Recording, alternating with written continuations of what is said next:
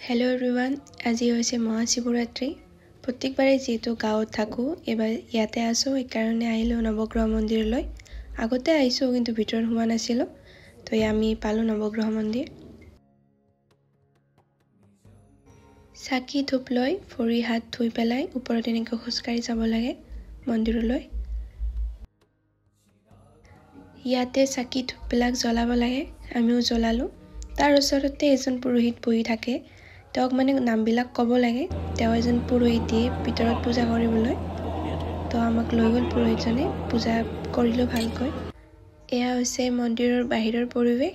ইয়াতে সকলো ফটো উঠি আছে, বহুত ধুনীয়া পৰিৱেশ। তাৰ পৰা আহি আমাৰ ওচৰত থকা গান্ধী মণ্ডপৰ শিৱ বাবা প্ৰাকৃতিক মন্দিৰতো গ'লোঁ।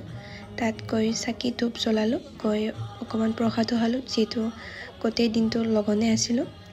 তাৰপিছত খিচাৰি দি আছিলে, তো খিচাৰি খাই আহিলোঁ ঘৰত।